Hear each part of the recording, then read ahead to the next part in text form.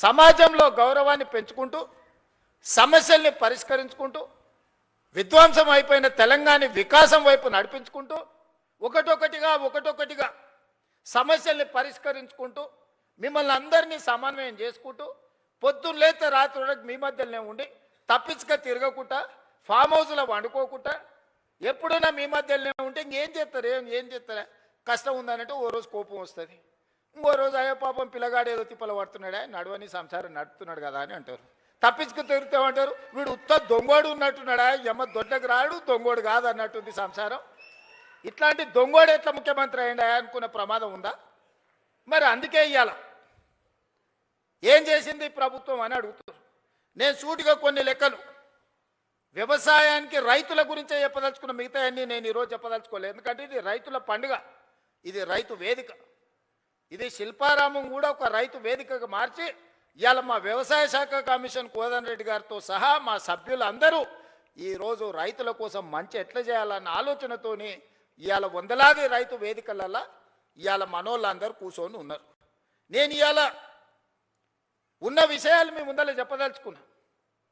మీకు చెప్పకపోతే మీరు ఊరికెళ్ళి ఊర్లో మన పాలెళ్ళకో లేకపోతే మన దగ్గర ఉన్న వ్యవసాయ మన సహచరులకు చెప్పకపోతే ఈ సమస్య అనేది ఇట్లనే జటిలంగా మారుతుంది.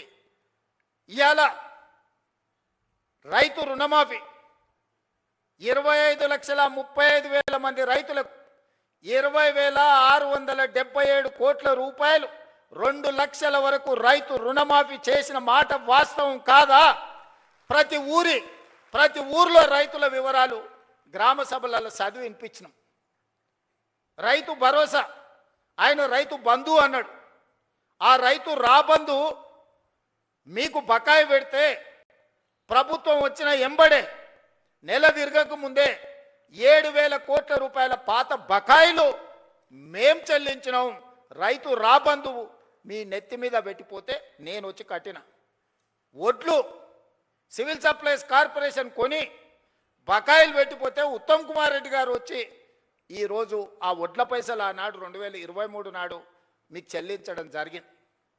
ఇవాళ రైతు భరోసా 10,000 సంవత్సరానికి వాళ్ళు ఇస్తే 12,000కు పెంచి ఇప్పటి వరకు 27,000 పైచిలుకు కోట్ల రూపాయలు మీ ఖాతాలేసి ఇవాళ మరో 9,000 కోట్ల రూపాయలు వేయడానికి మొదటి విడత 9 రోజుల్లో మీ ఖాతాలో 9,000 కోట్లు వేయడానికి దాదాపుగా రైతు భరోసా మీద ఈ విడతతో కలిపితే 36,000 కోట్ల రూపాయలు ఈరోజు రైతులకు అందించిన చరిత్ర ఈరోజు ఈ ప్రభుత్వానిది.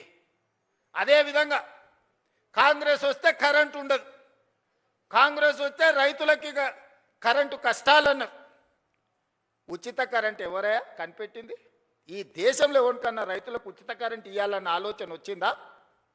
ఆనాడు డాక్టర్ వైఎస్ రాజశేఖర రెడ్డి చేవెళ్ళ నుంచి ఇచ్చాపురం వరకు పాదయాత్ర చేసినప్పుడు తెలంగాణ రైతాంగం అందరూ కాలిపోతున్న మోటార్లు పేలిపోతున్న ట్రాన్స్ఫార్మర్లు చూపించి మా రైతుల కన్నీళ్లు తీరవాలే, తెలంగాణ వ్యవసాయం మొత్తం కరెంటు మోటార్ల మీద ఆధారపడ్డ వ్యవసాయం అంటే కాంగ్రెస్ పార్టీ ఎన్నికల మేనిఫెస్టోలో పెట్టి ఉచిత కరెంటుని దేశంలో కనిపెట్టిందే కాంగ్రెస్ పార్టీ. ఉచిత కరెంటు కాంగ్రెస్ పార్టీ పేటెంట్. ఏ సన్నాసన్న ఉచిత కరెంటు మాది అన్నాడంటే మా అక్కలు చీపిరి కట్ట మలిపి కొడతారు. ఆ ఎల్ల చాలా మంది అన్నారు ఉచిత కరెంట్ అంటే బట్టలు ఆరేసుకోవాల్సి వస్తుందని.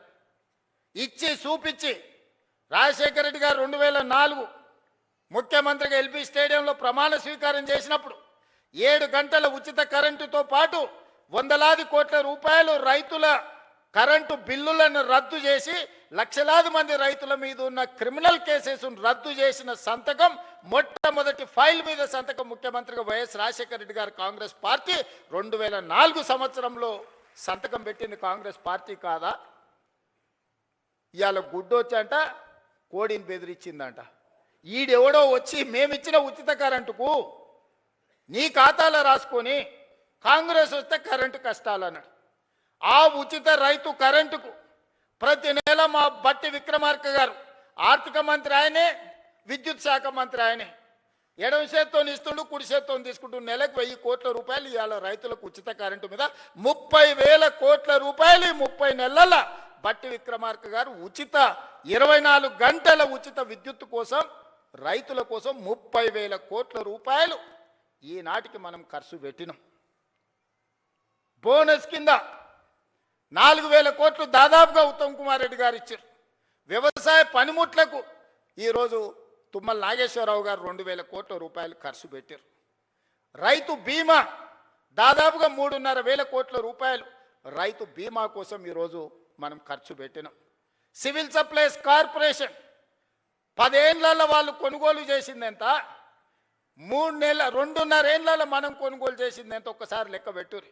10 ఏళ్లలో వాళ్ళు కొన్నది మొత్తం 1,68,000 కోట్లు అనుకుంటే ఖాళీ 2.5 ఏళ్లలో ఉత్తమ్ కుమార్ రెడ్డి గారు 80,000 కోట్ల రూపాయలు పైగా సివిల్ సప్లైస్ కార్పొరేషన్ నుంచి వడ్లు కొనుగోలు చేసి రైతులకు ఈరోజు రైతులకు ఇచ్చింది.